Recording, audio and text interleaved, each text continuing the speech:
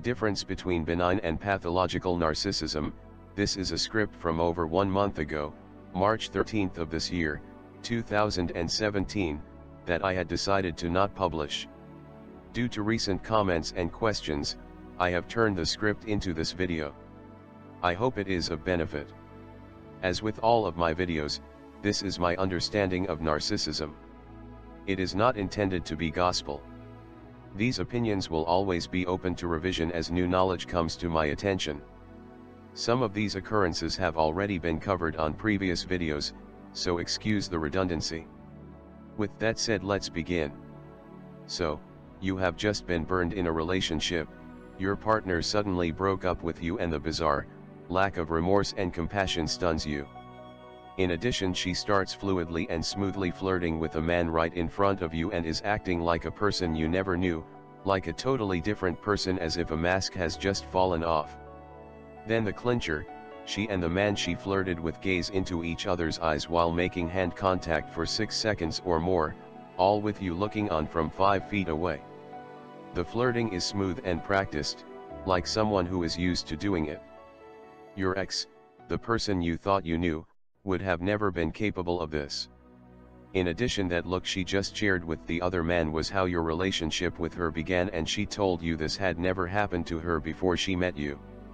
So in the course of no more than 5 minutes, you knew you had been had. When you confront your girlfriend about the flirting, she tells you it never happened, she totally denies it. You put in some of the parameters of the bizarre behavior as well as the lying that you now have proven she was doing into a web search, and you come up with a tentative diagnosis of covert narcissism, a condition you never knew existed.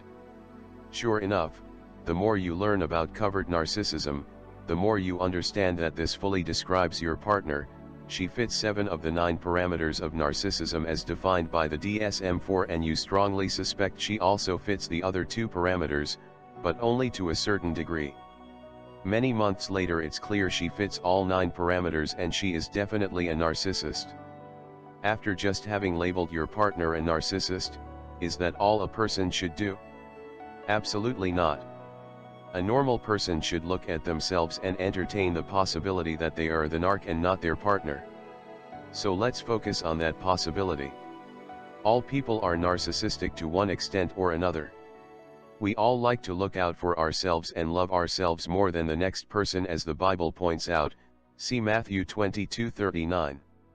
We all think more highly of ourselves than we should. We all sometimes misrepresent ourselves and put ourselves in a more favorable light.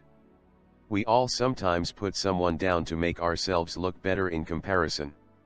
We are all sometimes blind to or indifferent to another person's suffering and problems, especially when we are in the middle of our own suffering and problems. We all occasionally lie and are envious of another person's good fortune. So, aren't we all narcissists? The difference is in the degree to which we have these traits and the fact that we do not indulge in these negative attitudes to the point of hurting someone. A normal person can be aware of these self-centered tendencies and see them as the negative things that they are, and constantly work on becoming more selfless. Eliminating these negatives and making other people more important than ourselves is an ongoing journey for most people who constantly strive to become better, kinder, nicer. Moreover, a normal person recognizes these traits as negative. No one thinks of lying as a virtue. Normal people also have empathy for another human being, admit to having done something wrong, and are remorseful when they hurt someone. So, even though we are all narcissists, the people we are discussing are pathological narcissists. They know right from wrong, but see no problems with doing wrong. They feel no guilt about having their narcissistic traits and are actually proud of some of these negative characteristics. My narc was particularly proud of her ability to lie and convince others of her truthfulness.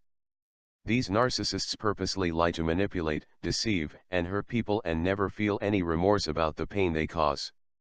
On the contrary, the narc actually gets pleasure out of the torment and pain they cause. All of these things are clearly not normal, and the reason people who have been exposed to a narc need to understand and sort this bizarre behavior out and warn others about it. This type of narcissism is clearly a mental disorder, because it is a dysfunctional way of thinking that harms both the person afflicted and all of those that are in contact with that person, the narc. So are you a narcissist? Maybe, but if you can feel love, empathy, compassion, and you admit to your faults and see lying as wrong and something you are not proud of, you are probably not a narc. If you don't enjoy hurting people and feel remorseful if you do, you are not a narc. If you are aware of your own shortcomings and are truly trying to change for the better, you are not a narc. All of these traits are on a spectrum, so there can always be a fine line between a pathological and a benign narcissist. The difference is always the attitude towards the narcissistic tendencies.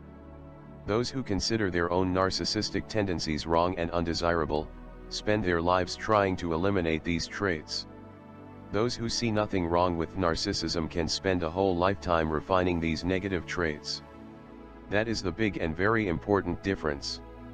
It can send a cold shiver up your spine knowing that people like this exist and can put you into a cold sweat when you realize you were intimately involved with a creature like this.